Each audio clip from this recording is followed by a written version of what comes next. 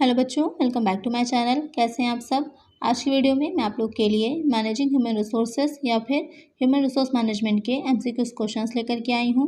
मैंने पहले भी इस पर वीडियो डाली हुई है, अगर आपने नहीं देखी है तो उसका लिंक आपको इस वीडियो के डिस्क्रिप्शन में मिल जाएगा या फिर मैं आई बटन में दे दूँगी, आप वहाँ से चेक कर लीजिएगा। इसके अलावा और भी सब्जेक्ट जैसे फॉरेन ट्रेड ऑफ इंडिया है, कॉस्ट अकाउंटिंग है, export import procedures and documentation है, और भी सब्जेक्ट पर एमसीक्यूज वीडियो आपको मेरे चैनल पर मिल जाएंगी। अगर किसी सब्जेक्ट पर आप एमसीक्यूज वीडियो चाहते हैं तो सब्जेक्ट का नेम मुझे कमेंट करिएगा। चैनल पे नए हो तो जल्दी से सब्सक्राइब कर लीजिए, नोटिफिकेशन बेल को ज़रूर ऑन करिएगा और वीडियो अच्छी लगे तो लाइक करिएगा। आइए शुरू करते हैं। इससे पहले की वीडियो में 20 तक क्वेश्चन हो गए थे, 21 क्वेश्चन लेते हैं। निम्नलिखित में से किसके लिए मानव संसाधन नियोजन अनिवार्य है? Human resource planning is compulsory for effective employee development program, base for recruitment, base for selection policy, all of these। तो क्वेश्चन आपसे पूछ रहा है कि मानव संसाधन नियोजन कहाँ पर अनिवार्य है? प्रभावी कर्मचारी विकास कार्यक्रम के लिए, भर्ती के लिए आधार की तरह, चयन नीति के लिए आधार की तरह, या फिर इन सभी के लिए। तो जहाँ पर भी आपका प्रबंध की बात आ जाती है, जहाँ पर भी हम कह देते हैं कि मैनेजमेंट है, वहाँ पर प्लानिंग आपकी ऑटोमेटिक आ जाती है, क्योंकि मैनेजमेंट का सबसे मेन काम ही होता है सबसे पहले प्लानिंग करना। सबसे पहला उसका प्राइमरी काम होता है कि प्लानिंग करना, नियोजन करना। तो यहाँ पर जो क्वेश्चन है पूछ रहा है कि मानव संसाधन नियोजन किसके लिए कंपल्सरी है, तो आपका प्रभावी कर्मचारी विकास कार्यक्रम के लिए भी है, भर्ती के लिए भी है, चयन नीति के लिए भी, तीनों के लिए क्या हो जाएगा? कंपल्सरी होगा। अच्छा, भर्ती और चयन जो दो चीज़ें दे रखी हैं, रिक्रूटमेंट और सिलेक्शन, ये दोनों एक दूसरे से जुड़ी तो हैं लेकिन दोनों क्या हैं? अलग अलग हैं। आगे क्वेश्चन जिस तरह से आएंगे मैं आपको समझाती जाऊंगी। वैसे भर्ती जो होती है उसमें एप्लीकेशंस को क्या किया जाता है? इन्वाइट किया जाता है, आमंत्रित किया जाता है। वैकेंसी आती हैं, रिक्रूटमेंट निकलती हैं, आप देखते हैं तो आप क्या करते हैं? एप्लीकेशन फॉर्म डालते हैं। उसके बाद उनमें से जिनको भी सिलेक्ट करना होता है, बहुत से बेसिस होते हैं, रिटन एग्जाम होता है, इंटरव्यू होता है, या डायरेक्ट मेरिट के बेसिस पर है, उनको सिलेक्ट किया जाता है। तो ये दो अलग अलग चीज़ें हैं, भर्ती और चयन, लेकिन दोनों ही एक दूसरे से जुड़ी हुई हैं। यहाँ पर जो करेक्ट आंसर होगा तो वो हो जाएगा ऑप्शन डी। नेक्स्ट क्वेश्चन है, निम्नलिखित में से कौन सा कार्य विश्लेषण के लिए सूचना एकत्र करने की एक विधि है? Which of the following is a method of collection of information for job analysis? Questionnaire method, ratio analysis, optimization models, trend analysis. तो क्वेश्चन में आपसे पूछ रहा है कि कार्य विश्लेषण के लिए सूचना एकत्र करने की विधि कौन सी है। सबसे पहले समझ लेते हैं कि जॉब एनालिसिस यानी कि कार्य विश्लेषण क्या होता है।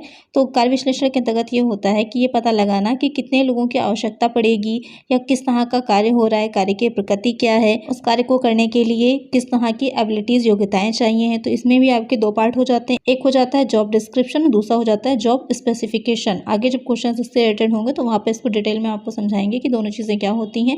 तो अच्छा, जो विधि की बात हो रही है तो इसमें से जो प्रश्नावली विधि दे रखी है, क्वेश्चनर मेथड जो होता है वो हो जाता है कार्य विश्लेषण के लिए सूचना एकत्र करने की विधि। इसमें क्या होता है कि जिसको भी हम हायर कर रहे होते हैं, जो भी एम्प्लॉय होता है, उसको एक प्रश्नावली जो आपने स्टैटिक्स में पढ़ी होगी इसी तरह की होती है। उसमें बहुत से क्वेश्चन होते हैं उससे काम से रिलेटेड, उसके बाद उसके आंसर्स को देख के अंदाजा लगाया जाता है कि वो व्यक्ति उस कार्य को कर सकता है या नहीं कर सकता है। इससे कार्य के संबंध में उस व्यक्ति से संबंधित सूचनाएं एकत्र की जाती हैं, कलेक्ट की जाती हैं। तो यहाँ पर जो करेक्ट आंसर होगा वो हो जाएगा option A.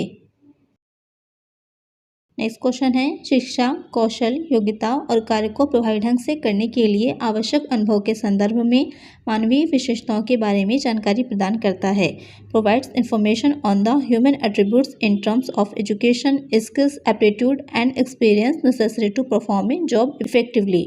Job description, job specification, job analysis, job evaluation. तो आपको बताना है कि इसमें से कौन जो है वो किसी व्यक्ति से संबंधित जो मानवीय विशेषताएं होती हैं उनके बारे में, उनकी शिक्षा, कौशल, योग्यता और कार्य को प्रभावी ढंग से करने के लिए उनके जो आवश्यक अनुभव की आवश्यकता होती है उसके बारे में जानकारी देता है।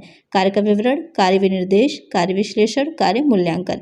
तो यहाँ पर जो आपका कार्य विनिर्देश दे रखा है यानी कि जॉब स्पेसिफिकेशन, उसके माध्यम से हमें पता चलता है कि जो व्यक्ति उस कार्य को, उस जॉब को करने वाला है, उसमें कौन सी क्वालिटीज़ या फिर कौन सी एबिलिटीज़ होनी चाहिए। इसके अंतर्गत आपकी शिक्षा है, अनुभव है, एजुकेशन, एक्सपीरियंस, ट्रेनिंग, ये सारी चीज़ों को सम्मिलित किया जाएगा। तो करेक्ट आंसर हो जाएगा ऑप्शन बी। नेक्स्ट क्वेश्चन है, मानव संसाधन प्रबंध प्रथाओं की नींव किसने रखी? Who laid the foundation of HR and practice? तो यहाँ पर जो पीटर ड्रकर और डगलस मैकग्रेगर हैं उन्होंने इसकी नींव रखी थी। तो करेक्ट आंसर हो जाएगा ऑप्शन सी। नेक्स्ट क्वेश्चन है, कार्य विशिष्टता में सम्मिलित है। Job specification includes physical characteristics, psychological characteristics, personal characteristics, all of these. कार्य विशेषता में क्या सम्मिलित है? भौतिक विशेषताएं, मनोवैज्ञानिक विशेषताएं, निजी विशेषताएं, ये सभी। तो आपने ध्यान दिया होगा कि जब भी किसी चीज़ की वैकेंसी आती है तो साथ में उसकी जो रिक्वायरमेंट होती है वो भी दे रखी होती है कि कितनी रिक्वायरमेंट है। कभी कभी क्या होता है, कुछ चीज़ों के साथ टाइपिंग स्पीड मांगते हैं, कहीं पर कंप्यूटर स्किल्स मांगते हैं, कहीं कहीं पर कोई लैंग्वेज आनी होनी चाहिए आपको, कभी कंप्यूटर लैंग्वेज होनी चाहिए। अलग अलग तरह की स्पेसिफिकेशंस मांगी जाती हैं अलग अलग जॉब्स के लिए। तो वही है कि कार्य विशेषता में क्या सम्मिलित है, तो उसमें भौतिक विशेषताएं, मनोवैज्ञानिक और निजी, तो वहाँ पर सभी तरह की स्पेसिफिकेशन इंक्लूड होती हैं। तो करेक्ट आंसर हो जाएगा ऑप्शन डी। नेक्स्ट क्वेश्चन है, स्टाफिंग में शामिल है। Staffing includes workload estimation, termination, appointments of personnel, placement, all of this. तो स्टाफिंग क्या होता है, जो नियुक्तियां की जाती हैं उसी के बारे में पूछ रहा है कि नियुक्ति में क्या क्या चीज़ें सम्मिलित होती हैं। कार्यभार का अनुमान, कार्य से हटाना, कर्मियों की नियुक्ति, कार्य पर नियुक्ति, ये सभी। तो स्टाफिंग में सारी ही चीज़ें आ जाती हैं। जो स्टाफिंग की प्रोसेस होती है तो सबसे पहले क्या होता है, मैन पावर प्लानिंग होती है, जॉब एनालिसिस होता है, रिक्रूटमेंट एंड सिलेक्शन है, ट्रेनिंग एंड डेवलपमेंट है, performance appraisal and career development. तो ये सारी चीज़ें क्या आ जाती हैं, स्टाफिंग में आ जाती हैं, नियुक्तियों में आ जाती हैं। तो यहाँ पर करेक्ट आंसर हो जाएगा ऑप्शन डी। सबसे पहले ये अंदाज़ा लगाना है, ये प्लानिंग करना कि किसी भी संस्था में, किसी भी ऑर्गेनाइजेशन में कितनी मैन पावर की नीड है, आवश्यकता है। उसके बाद जॉब एनालिसिस करना, जिसमें दो चीज़ें आपकी मेनली आ जाएंगी, जॉब डिस्क्रिप्शन और जॉब स्पेसिफिकेशन। फिर रिक्रूटमेंट एंड सिलेक्शन आ जाता है। उसके बाद उनको ट्रेन किया जाता है, उनकी डेवलपमेंट की जाती है, जो भी उनमें कमियाँ हैं। उसके बाद ये देखा जाता है, उनका एवेल्युएशन किया जाता है, ये देखा जाता है कि जो भी कार्य सही ढंग से कर रहा है या नहीं कर रहा है, तो वहाँ पर से उसको हटाना या दूसरे कार्य में उसको लगाना जिसके लिए वो उपयुक्त है। तो ये सारी ही चीज़ें क्या आ जाती हैं, स्टाफिंग में आ जाती हैं। तो करेक्ट आंसर हो जाएगा ऑप्शन डी। नेक्स्ट क्वेश्चन है, अवकाश, सेवानिवृत्ति, मृत्यु, स्थानांतरण आदि के कारण मानव शक्ति की औसत हानि के आधार पर मानव शक्ति की आवश्यकता की गणना किसके द्वारा की जाती है?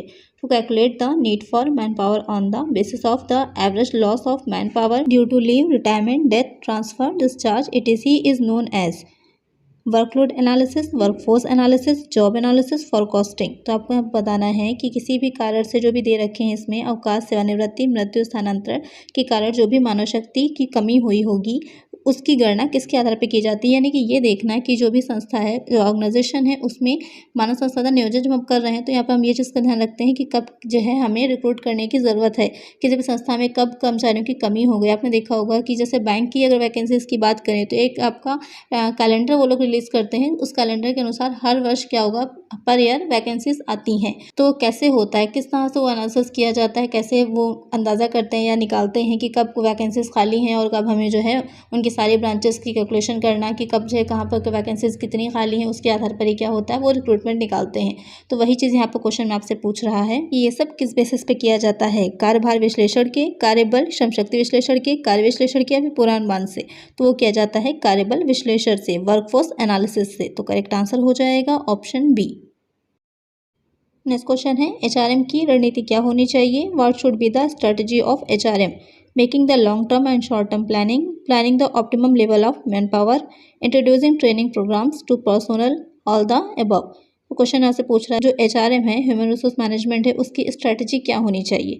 दीर्घकालिक और अल्पकालिक योजना बनाना सही है।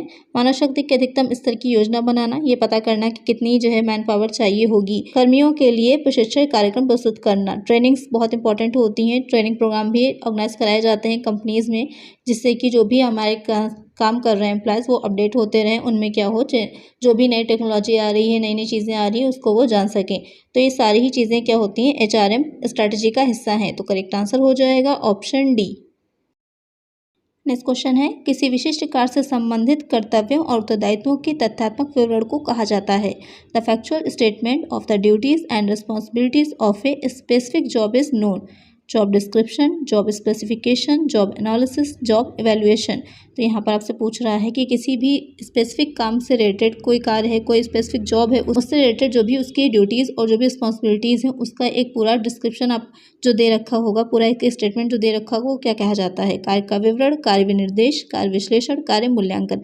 तो क्लियर हो रहा है उसके नाम से ही कि किसी विशिष्ट कार्य के बारे में ही सारी चीज़ें डिटेल में दे रखी होंगी, तो वो क्या हो जाएगा, उस चीज़ का डिस्क्रिप्शन ही तो होगा। डिस्क्रिप्शन में क्या होता है, उस चीज़ के बारे में ही तो हम पूरा बताते हैं। कहा नहीं जाता था कि चीज़ को डिस्क्राइब करिए, तो डिस्क्राइब करने का मतलब क्या है, उस चीज़ के बारे में पूरी विवरण देना, पूरा स्टेटमेंट देना कि वो चीज़ है क्या। तो वो हो जाएगा कार्य का विवरण, जॉब डिस्क्रिप्शन करेक्ट आंसर हो जाएगा ऑप्शन ए। ये इन चारों ही चीज़ों को अच्छे से समझ लीजिएगा। इसमें से आपके 2 या 3 क्वेश्चन ज़रूर आएंगे कि जॉब डिस्क्रिप्शन क्या है, स्पेसिफिकेशन, एनालिसिस या फिर वैल्यूएशन, इसमें से रिलेटेड आपके क्वेश्चन ज़रूर आएंगे। तो क्या कौन सी चीज़ किस में आती है, इस चीज़ को ध्यान में रखिएगा। करेक्ट आंसर यहाँ पर हो जाएगा ऑप्शन ए। नेक्स्ट क्वेश्चन है, मानव संसाधन प्रबंध एक बार का सौदा नहीं है, ये कथन किसका है? Who has said that HRM is not a one shot deal? Fayol, Taylor, Terry, McFarland. तो यहाँ पर जो क्वेश्चन आपसे पूछ रहा है कि मानव संसाधन प्रबंध एक बार की डील नहीं है, ये किसने कहा था? ये टेरी ने कहा था। मतलब उनका कहने का यही है कि जो HRM का काम होता है, मानव संसाधन प्रबंध का काम है, वो किसी भी ऑर्गेनाइजेशन में लगातार चलता ही रहता है, कभी रुकता नहीं है। क्योंकि क्या होगा, पर यार कुछ लोग रिटायर भी होंगे, कुछ लोग संस्था को, ऑर्गेनाइजेशन को छोड़कर भी जाएंगे। हो सकता है कोई नया डिपार्टमेंट या कोई नई ब्रांच आप खोल रहे हो, तो वहाँ पर भी आपको लोगों की ज़रूरत पड़ेगी। इसके अलावा जो भी कर्मचारी को, जो भी एम्प्लॉयज़ आपके पहले से काम कर रहे हैं, उनको भी आपको परमानेंट ट्रेन करने की ज़रूरत होती है। तो इस तरह से क्या होता है, इसका काम आपका लगातार चलता ही रहता है, रुकता नहीं है।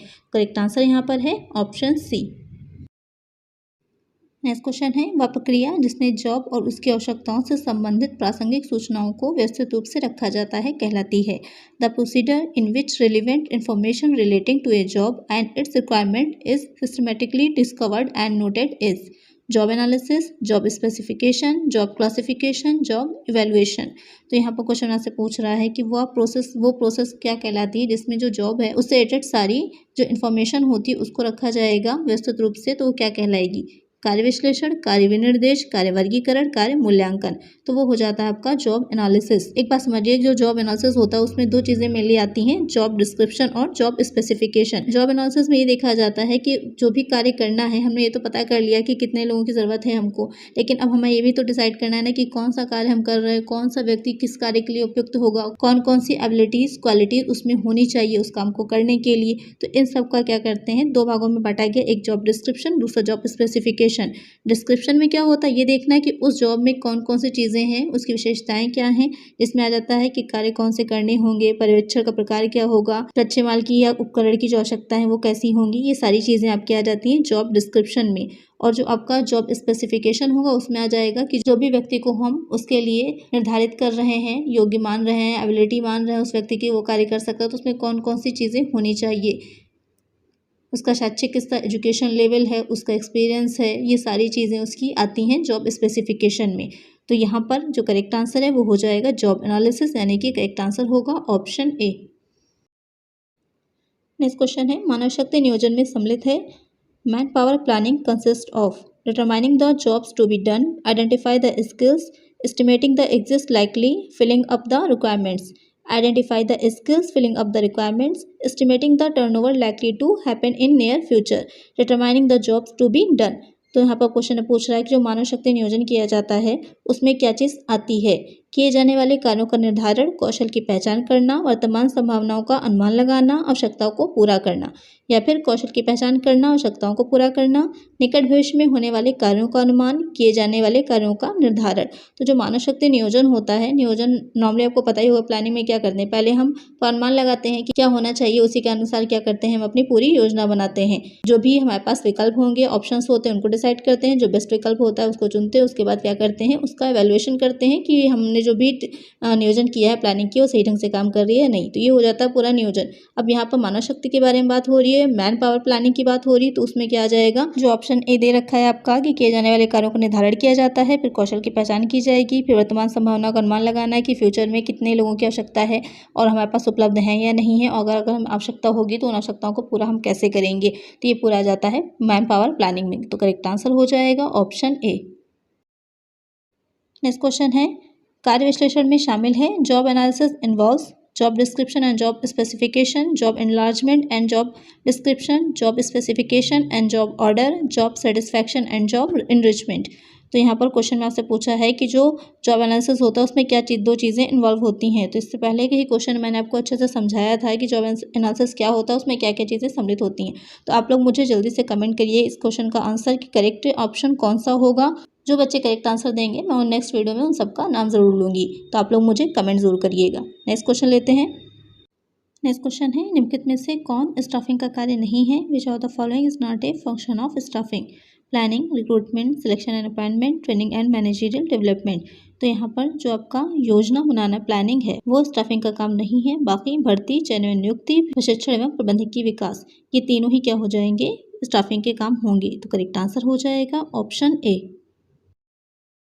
नेक्स्ट क्वेश्चन है, कार्य के बाहर प्रशिक्षण दिया जाता है। Off the job training is given outside the factory gate, in the classroom, on the working days in the factory, none of the above. तो क्वेश्चन है पूछ रहा है कार्य के बाहर, एक होता है कार्य पर प्रशिक्षण देना, ट्रेनिंग देना, यानी कि कार्य हम करवा रहे हैं साथ साथ उसको क्या कर रहे हैं, ट्रेनिंग भी दे रहे हैं, जैसे कि इंटर्नशिप वगैरह होती है। और यहाँ पर आपका क्वेश्चन पूछ रहा है कि ऑफ द जॉब ट्रेनिंग, यानी कि कार्य के बाहर में प्रशिक्षण कैसे देते हैं। उपक्रम के बाहर, कक्षा में, कारखाने में, कार्य दिवसों पर, इनमें से कोई नहीं। तो जो हम कार्य के बाहर यानी कि ऑफ द जॉब ट्रेनिंग देते हैं तो उसके हो जाता है आपका लेक्चर है, कॉन्फ्रेंस, सेमिनार है, केस मैथड है, रोल प्लेइंग है, ये सारे मेथड्स हो जाते हैं आपके जो एक्सटर्नल ट्रेनिंग दी जाती है। तो यहाँ पर करेक्ट आंसर हो जाएगा ऑप्शन ए। आज की वीडियो में इतना ही, मिलता है नेक्स्ट वीडियो में कुछ और नए क्वेश्चंस के साथ। अगर वीडियो अच्छी लगी हो तो लाइक करिएगा, चैनल पर नए हो तो सब्सक्राइब करिएगा, नोटिफिकेशन बिल्कुल ज़रूर ऑन करिएगा, जिससे जो भी वीडियो में डालूँ उसका नोटिफिकेशन आपको मिल जाए। ज़्यादा से ज़्यादा फ्रेंड्स के साथ शेयर करिएगा। Thank you.